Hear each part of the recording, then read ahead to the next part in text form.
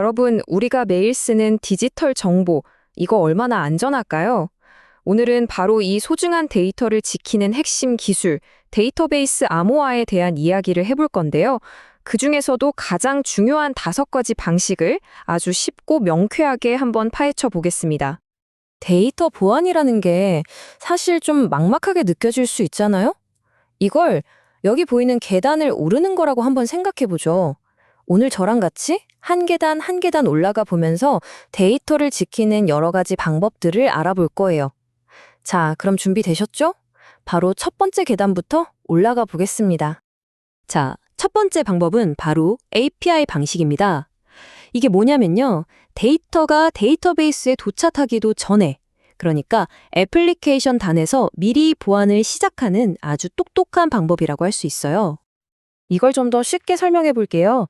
API 방식은요, 애플리케이션이랑 데이터베이스 사이에 일종의 비밀 번역가를 딱 두는 거예요. 애플리케이션이 이 정보 좀 저장해줘 아니면 저 정보 좀 꺼내줘 하고 요청을 보내잖아요. 그럼 이 번역가가 중간에 딱 끼어들어서 중요한 정보들만 쏙쏙 골라 아무도 못 알아보게 암호로 바꿔치게 하는 거죠.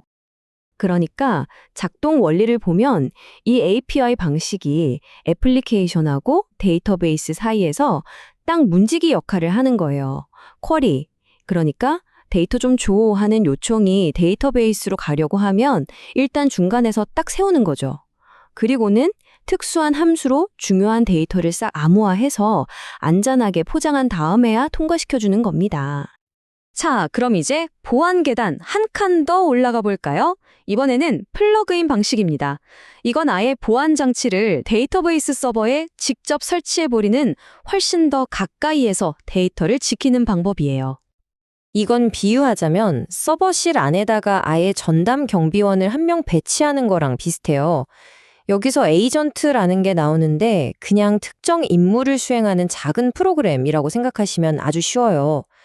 클라이언트 에이전트라는 이름의 경비원을 서버에 딱 심어놓고 관리자는 다른 서버에서 관리자 에이전트라는 지휘관을 통해서 원격으로 이 경비원한테 명령을 내리는 구조인 거죠. 딱 역할이 나뉘어 있는 게 특징입니다.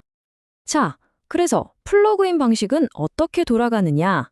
첫째, 데이터베이스 서버에 현장 요원, 그러니까 클라이언트 에이전트를 설치하고요. 둘째, 이 요원을 지휘할 지휘본부, 즉 관리자 에이전트를 다른 서버에 따로 두는 겁니다. 그리고 마지막으로 관리자가 이 지휘본부에서 현장 요원한테 자, 지금부터 암호화 시작! 하고 원격으로 명령을 내리는 거죠. 간단하죠? 자, 지금까지는 데이터를 통째로 숨기는 방식들을 봤는데요. 이번엔 좀 전략을 바꿔볼게요. 모든 걸 다 숨기는 게 아니라 데이터의 일부만 아주 교묘하게 가려서 해커들한테는 쓸모없는 정보로 만들어버리는 방법, 바로 치환 방식입니다. 치환 방식의 핵심 키워드는 바로 부분 암호화예요. 이게 뭐냐면 중요한 문서에서 민감한 부분만 까만 펜으로 쓱쓱 지우는 거랑 똑같다고 보시면 돼요. 진짜 중요한 정보는 가려지는데 이게 대충 어떤 데이터인지는 알 수 있게 일부는 남겨두는 거죠. 그래서 좋은 점이 뭐냐? 성능 저하도 적고 원래 데이터 형식을 그대로 유지해야 할 때 정말 유용하게 쓰입니다. 이 예시를 보시면 그냥 바로 이해가 되실 겁니다. 자, 여기 주민등록번호가 있죠? 120456-1234567 이게 어떻게 바뀌었나 보세요. 1204 하고 이상한 문자들이 막 붙었죠? 원래 번호에서 생년월일 앞부분인 1204는 그대로 살아있어요. 그러니까 관리자 입장에서는 이 사람이 몇 년 몇 월생이구나 정도는 파악이 가능한 거죠. 근데 진짜 중요한 뒷자리 정보는 아무도 알아볼 수 없는 외계어 같은 문자로 바뀌어버렸습니다. 개인정보는 완벽하게 지키면서 필요한 정보는 살짝 남겨두는 것. 이게 바로 치환 방식의 진짜 매력인 거죠. 자, 지금까지는 개별 기술들을 하나씩 뜯어봤습니다. 그럼 이제부터는 좀 더 시야를 넓혀볼까요? 이런 기술들을 잘 섞어서 훨씬 더 강력한 방어막을 만드는 일종의 종합 전략 2가지를 소개해드릴게요.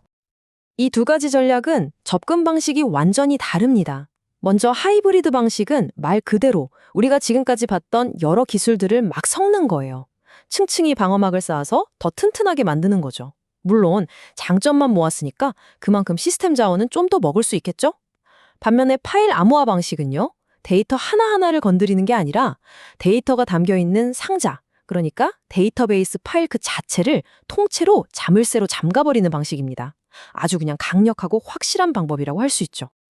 자, 이렇게 여러 가지 보안의 계단을 쭉 올라와 봤습니다. 그럼 이제 가장 중요한 질문이 남았죠. 그래서 도대체 어떤 방식이 제일 좋은 건가요? 근데 정답은 의외로 간단하지가 않습니다. 결론부터 말씀드리면 최고의 방법이라는 건 없어요. 오직 내 상황에 맞는 최적의 방법이 있을 뿐입니다.